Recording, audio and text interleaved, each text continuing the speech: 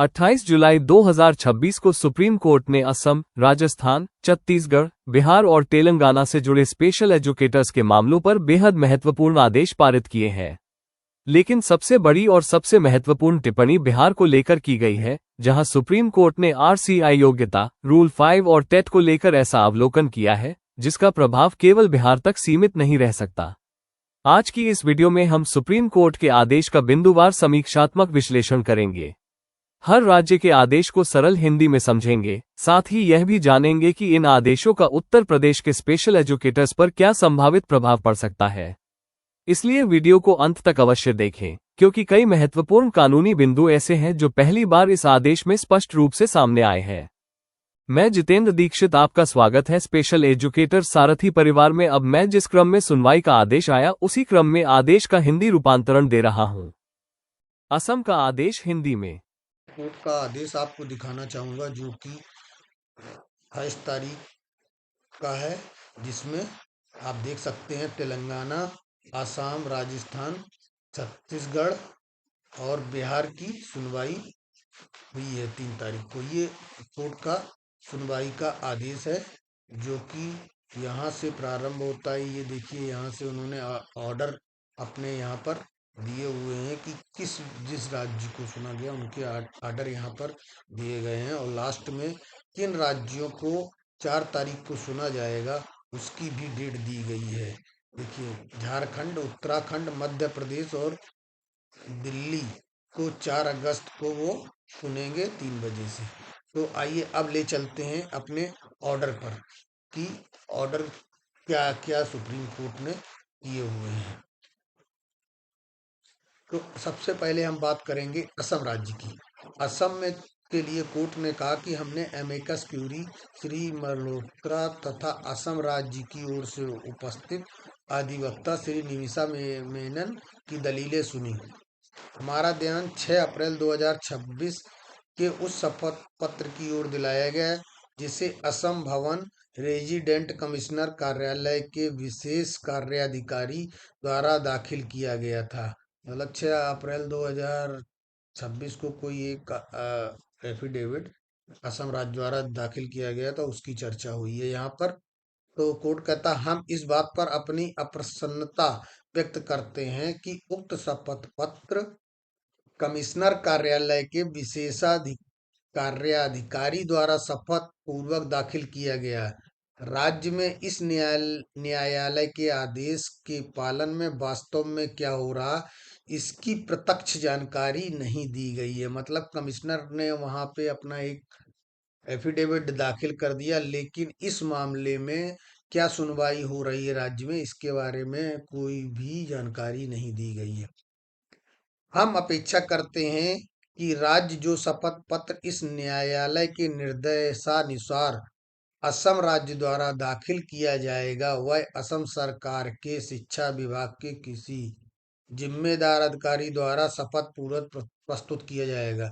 यानी कि कोई भी शपथ दाखिल नहीं कर सकता किसी और विभाग का। जो भी शपथ पत्र अब दाखिल किया जाएगा वो शिक्षा विभाग का ही उच्च अधिकारी होना चाहिए। हमारे समक्ष समग्र शिक्षा असम के अंतर्गत ब्लॉक स्तर पर कार्यरत संविदा शिक्षकों का उल्लेख किया गया है, किंतु यह नहीं बताया गया कि वे रिसोर्स पर्सन अथवा सहायक रिसोर्स पर्सन भारतीय पुनर्वास परिषद द्वारा निर्धारित योग्यता रखते हैं कि नहीं। मतलब ये भी क्लियर नहीं किया गया कि वहाँ पे स्पेशल एजुकेटर जो रिसोर्स पर्सन कार्य कर रहे हैं वो किस योग्यता के हैं और किस टाइप की हैं, ऐसी अभी यहाँ से कोई जानकारी नहीं दी गई है। यह भी नहीं बताया गया कि न्यायालय के 7 मार्च 2025 के आदेश के अनुपालन में 28 जुलाई 2025 की अधिसूचना द्वारा गठित स्क्रीनिंग समिति ने विशेष आवश्यकता वाले बच्चों को पढ़ाने हेतु आरसीआई योग्यता रखने वाले संविदा शिक्षक के मामले पर विचार किया या नहीं। हम न्यायालय के सहायता करने में असम राज्य द्वारा लिखी गई उदासीनता और लापरवाही की कड़ी निंदा करते हैं, क्योंकि राज्य ने न तो सही तथ्य एवं आंकड़े प्रस्तुत किए हैं, ना ही न्यायालय के आदेशों को समुचित पालन किया है। मतलब कोर्ट ने वहां पर कड़ी फटकार लगाई कि अभी तक न तो कोई उन्होंने सही आंकड़े प्रस्तुत किए हैं और ना ही कोई आदेश का पालन किया है। हमारा ध्यान 16 अप्रैल 2024 के पूर्व शपथ पत्र की ओर दिलाया गया, जिसमें असम राज्य ने बताया कि आरसीआई योग्यता रखने वाले 255 विशेष शिक्षकों की संविदा के आधार पर नियुक्ति की गई थी। वर्तमान में इन 255 विशेष शिक्षकों की स्थिति क्या है, यह अभी तक न तो ज्ञात है न तो कोई बताया गया है। हम असम राज्य को निर्देश देते हैं कि इन 255 अभ्यर्थियों की पात्रता सत्यापन कराने के लिए उन्हें 3 सप्ताह के भीतर स्क्रीनिंग समिति के सामने उपस्थित होने के लिए कहा जाए। क्योंकि असम राज्य की यह पहली बार सुनवाई हुई थी, इसलिए कोर्ट को सही जानकारी भी नहीं दी गई थी और मामला अभी वहीं पर फंसा हुआ था, जिसका संज्ञान इस बार सुप्रीम कोर्ट ने लिया है। के बाद 2 सप्ताह के भीतर अपना निर्णय देगी। असम राज्य को 6 सप्ताह का समय दिया जाता है ताकि वह एक अधिक विस्तृत एवं उचित शपथ पत्र कोर्ट में दाखिल कर सके। इन 6 सप्ताह की अवधि के भीतर स्क्रीनिंग समिति यह सुनिश्चित करेगी कि इस आदेश द्वारा उसे सौंपा गया कार्य पूर्ण कर लिया जाए। हमें आशा और विश्वास है कि इस अवधि के भीतर 7 मार्च 2025 के पूर्व आदेश को ध्यान में रखते हुए आवश्यक योग्यता वाले अधिकतम शिक्षकों की नियुक्ति की जाए।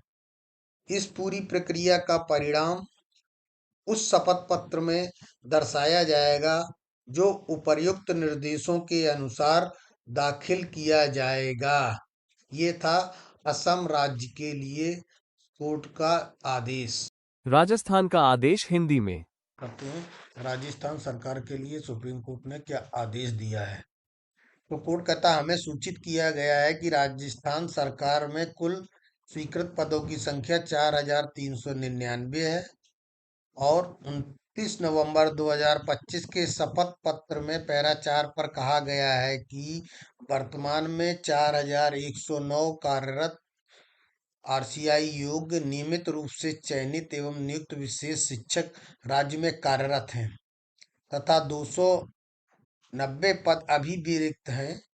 हमें यह भी बताया गया कि 22 मई 2026 को पात्र एवं इच्छुक अभ्यर्थियों से आवेदन आमंत्रित करते हुए विज्ञापन जारी किया गया है और भर्ती प्रक्रिया प्रगति पर है। यानी कि सुप्रीम कोर्ट में राजस्थान सरकार द्वारा जानकारी दी गई थी कि राज्य में कुल 4399 पद स्वीकृत हैं, जिसमें से 4109 आरसीआई योग्य विशेष शिक्षक कार्यरत हैं। अब बचते हैं 290 पदों के लिए भी उन्होंने 26 मई 2026 को एक आवेदन जारी कर दिया था, जिस पर अभी कार्रवाई जारी है। क्योंकि राजस्थान सरकार में कई भ्रांतियों को लेकर लोग और भी केस लेकर आए थे, तो इस वजह से मामला अभी वहां पर पूरी तरीके से क्लियर नहीं हो पाया है। तो कोर्ट ने उपर्युक्त परिस्थितियों को देखते हुए हम राजस्थान राज्य को यह स्वतंत्रता प्रदान करते हैं कि वह शेष 290 रिक्त पदों को पूर्णतया मेरिट के आधार पर भरे। इस संबंध में की गई कार्रवाई की रिपोर्ट 4 सप्ताह के भीतर शपथ पत्र के रूप में न्यायालय में प्रस्तुत करेगी। ये राजस्थान सरकार के लिए कहा गया। उसके बाद छत्तीसगढ़ की सुनवाई हुई। क्योंकि छत्तीसगढ़ की सुनवाई संतुष्ट नहीं हुई थी, तो उसने उस बात को संज्ञान लेते हुए एक नोटिस जारी करने का आदेश दिया, जिसमें कहा अंतरिम आवेदन पर नोटिस जारी किया जाता है। फिर राज्य की ओर से अधिवक्ता सुश्री अंकिता शर्मा ने नोटिस स्वीकार कर लिया है तथा प्रतिवादी छत्तीसगढ़ राज्य को औपचारिक नोटिस भेजने की आवश्यकता समाप्त की जाती है। मतलब जब उन्होंने नोटिस स्वीकार कर लिया है तो अब कोई भी नोटिस भेजने की आवश्यकता नहीं है, ऐसा सुप्रीम कोर्ट ने कहा। फिर छत्तीसगढ़ राज्य की ओर से उपस्थित अतिरिक्त सॉलिसिटर जनरल श्री के एम नटराजन उचित निर्देश प्राप्त करें कि क्या राज्य सरकार ने भर्ती नियमों में संशोधन करके विशेष शिक्षकों की नियुक्ति के लिए पात्रता परीक्षा को अनिवार्य योग्यता के रूप में शामिल किया है, क्योंकि वहां पर इस पिछली बार छत्तीसगढ़ ने ये बताया था कि हम टीईटी आधार पर ही कर रहे हैं, जिस पर सुप्रीम कोर्ट ने उसको कहा था कि नहीं, आप हमारे आदेशों का पालन करेंगे। नियुक्ति प्रक्रिया की अद्यतन स्थिति भी शपथ पत्र के रूप में प्रस्तुत किया जाए, जिसे 3 अगस्त 2026 तक दाखिल किया जाए। कोर्ट ने स्पष्ट आदेश दिया कि आप एक स्पष्ट शपथ पत्र सारी प्रक्रिया का 3 अगस्त तक कोर्ट में जरूर दाखिल कर दें।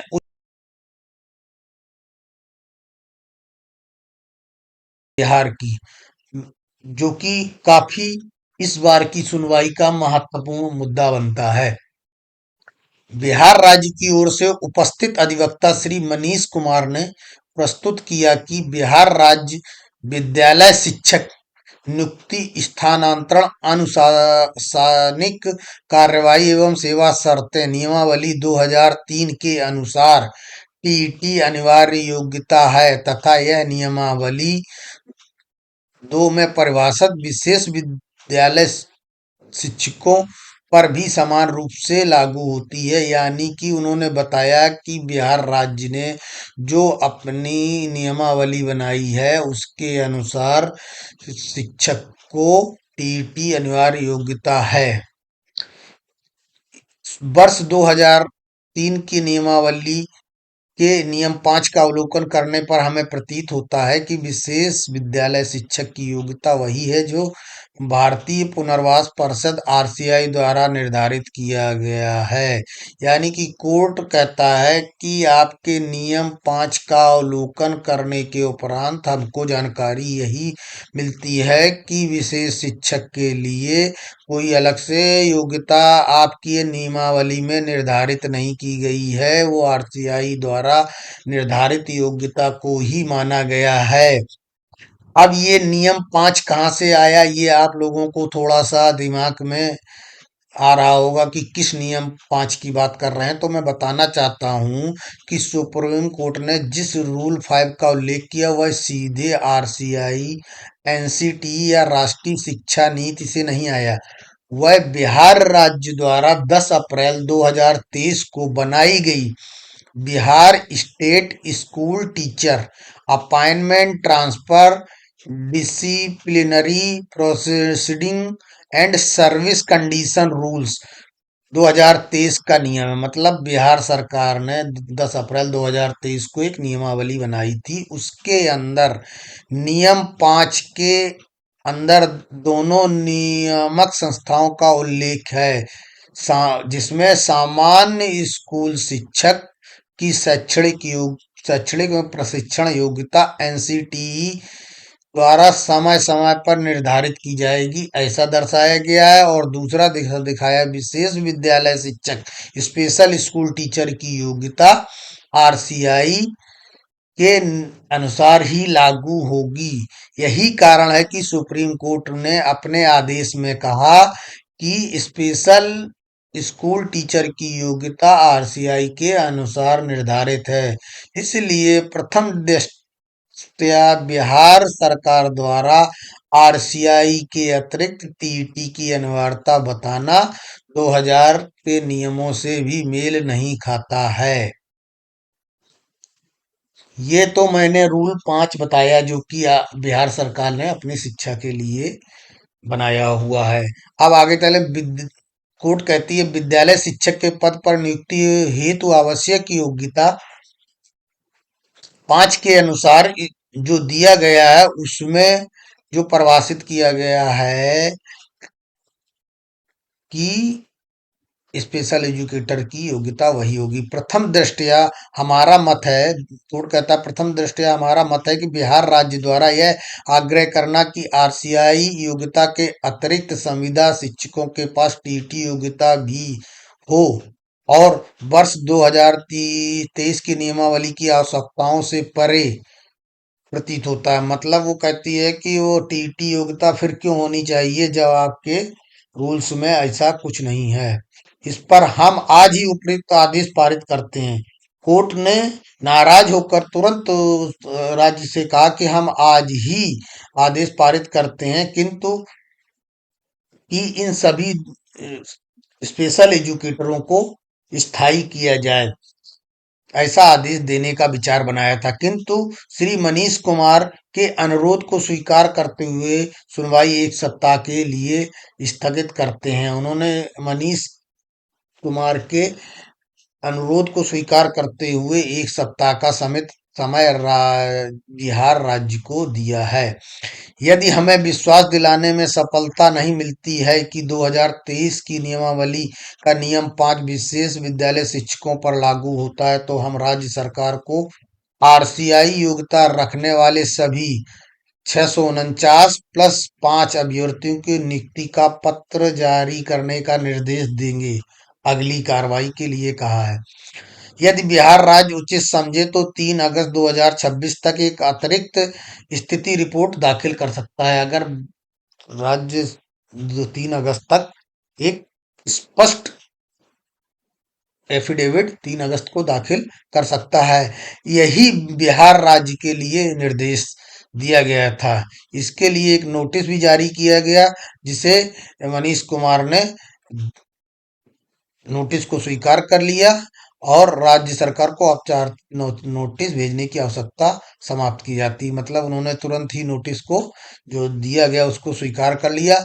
इसीलिए यहाँ पर स्पेशल एजुकेटर फील्ड के लिए आप ध्यान दे सकते हैं कि कोर्ट ने पुनः बार बार आरसीआई पर ही इंगित किया है कि अब स्पेशल एजुकेटर की योग्यता आरसीआई निर्धारित के अनुसार ही नियुक्ति की जाएगी।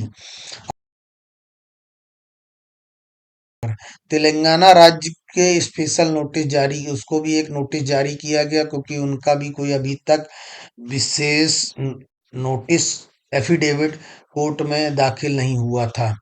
प्रतिवादी राज्य की ओर से अधिवक्ता देवीना सहगल ने नोटिस स्वीकार किया। ठीक है, हमने तेलंगाना राज्य द्वारा 31 मार्च 2026 को दाखिल नोटरी पत्र शपथ पत्र का अवलोकन किया, जिसमें प्रतीत होता है कि प्राथमिक स्तर पर विशेष शिक्षा शिक्षकों के 796 पद तथा उच्च प्राथमिक माध्यमिक स्तर पर 727 पद हैं। इनमें से क्रमशः 251 तथा 271 पद रिक्त हैं।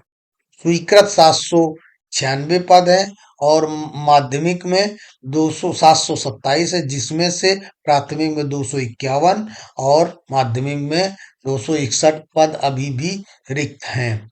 शपथ पत्र में कहा गया है कि संविदा के आधार पर नियुक्त इंक्लूसिव एजुकेशन रिसोर्स पर्सन, जिनके पास विशेष शिक्षक के रूप में नियुक्ति हेतु आवश्यक योग्यता है, उन्हें भर्ती प्रक्रिया में भाग लेने की अनुमति दी गई है। प्रथम दृष्टया यह इस न्यायालय के 7 मार्च 2025 के आदेश की भावना एवं उद्देश्य के विपरीत प्रतीत होता है, जबकि उन्होंने कहा था कि इनका स्क्रीनिंग करा के समायोजन कराना है। शपथ पत्र में यह भी स्पष्ट है कि संविदा शिक्षकों की जांच के लिए कोई स्क्रीनिंग कमेटी गठित नहीं की गई, जो 7 मार्च 2025 के आदेश का उल्लंघन है। तेलंगाना राज्य को सलाह दी जाती है कि वह 7 मार्च 2025 के आदेश का पालन करे, स्क्रीनिंग कमेटी का गठन करे और अगली सुनवाई की तिथि तक आईईआरपी के रूप में कार्यरत सभी शिक्षकों की स्क्रीनिंग कराए। जब स्क्रीनिंग कमेटी इन आईईआरपी शिक्षकों पर विचार करने की प्रक्रिया पूरी कर ले और उपर्युक्त रिक्त पदों पर नियुक्तियां कर दी जाएं, तब शेष रिक्त पदों को राज्य द्वारा भरा जाए। तेलंगाना राज्य की तिथि से 8 सप्ताह के भीतर आज की तिथि से 8 सप्ताह के भीतर अद्यतन स्थिति रिपोर्ट शपथ पत्र के रूप में दाखिल करेगा। यानी कि कोर्ट ने तेलंगाना राज्य को 8 सप्ताह का समय दिया हुआ है। उसके बाद कोर्ट ने अगली डेट 4 अगस्त 2026 को 3 बजे लगाई है, जिसमें उसने झारखंड, उत्तराखंड, मध्य प्रदेश एवं दिल्ली राज्य को सुनने के लिए कहा है। तो 4 अगस्त 2026 को इन राज्यों की सुनवाई होगी और जो भी सरकार एफिडेविट देंगी उन पर भी विचार करेगी। अब साथियों, यहाँ पर स्पष्ट रूप से समझ में आता है कि राज्य सरकारें टीटी को लेकर आ रही हैं, लेकिन सुप्रीम कोर्ट ने ये मान लिया है कि स्पेशल एजुकेटर की नियुक्ति जो कि आरसीआई मानकों के आधार पर ही होनी है, इसलिए वो सभी राज्यों को बार बार यही निर्देशित कर रही है कि आप हमारा 7 मार्च 2025 का आदेश और आरसीआई की नियमावली के अनुसार इनको शीघ्र अतिशीघ्र नियुक्ति प्रदान करें। अब बात करते हैं उत्तर प्रदेश की। साथियों, यदि हम 28 जुलाई 2026 के सुप्रीम कोर्ट के आदेश का समग्र अध्ययन करें, तो एक महत्वपूर्ण बात स्पष्ट रूप से दिखाई देती है कि न्यायालय ने जिन राज्यों असम, राजस्थान, छत्तीसगढ़, बिहार और तेलंगाना पर विचार किया, वहां मुख्य रूप से आरसीआई द्वारा निर्धारित योग्यताओं, पूर्व में दिए गए 7 मार्च 2025 के आदेश के अनुपालन तथा भर्ती प्रक्रिया की प्रगति पर विशेष ध्यान दिया है। अब यदि उत्तर प्रदेश की स्थिति पर विचार करें, तो वर्तमान आदेश में उत्तर प्रदेश के संबंध में कोई अलग निर्देश पारित नहीं किया गया है। इससे यह अनुमान लगाया जा सकता है कि उत्तर प्रदेश सरकार द्वारा सुप्रीम कोर्ट में प्रस्तुत शपथपत्र एफिडेविट में संभवतः ये बताया गया होगा कि न्यायालय के पूर्व आदेशों के अनुरूप भर्ती प्रक्रिया प्रगति पर है तथा दस्तावेजों एवं अन्य आवश्यक औपचारिकताओं पर कार्य किया जा रहा है। यदि वास्तव में राज्य सरकार ने न्यायालय को यही स्थिति बताई है, तो स्वाभाविक है कि न्यायालय तत्काल कोई अतिरिक्त या कठोर आदेश पारित करने के बजाय प्रक्रिया की प्रगति की प्रतीक्षा करना उचित समझे। हालांकि ये केवल उपलब्ध परिस्थितियों के आधार पर एक विश्लेषणात्मक एनालिटिकल अवलोकन है। आगे की स्थिति काफी हद तक उत्तर प्रदेश सरकार की कार्यवाही पर निर्भर करेगी। यदि सरकार न्यायालय के निर्देशों के अनुरूप समयबद्ध एवं पारदर्शी तरीके से प्रक्रिया पूरी करती है, तो न्यायालय उसी के अनुसार आगे विचार करेगा। लेकिन यदि प्रक्रिया में अनावश्यक विलंब होता है या न्यायालय के पूर्व आदेशों का समुचित पालन नहीं किया जाता है, तो आगामी सुनवाई में न्यायालय आवश्यक निर्देश जारी कर सकता है। इसलिए उत्तर प्रदेश के सभी साथियों से मेरा आग्रह है कि वे घबराएं नहीं, बल्कि आधिकारिक कार्यवाही और सुप्रीम कोर्ट की आगामी सुनवाई पर अपनी निगाह बनाए रखें। जैसे ही उत्तर प्रदेश से संबंधित कोई महत्वपूर्ण आदेश या निर्देश आएगा, हम उसका तथ्यात्मक एवं विस्तृत विश्लेषण आपके सामने अवश्य प्रस्तुत करेंगे। और हाँ, वीडियो को लाइक और शेयर जरूर करें। यदि अभी भी सब्सक्राइब नहीं किया तो कब करोगे भाई, सब्सक्राइब करो। धन्यवाद। जय हिंद।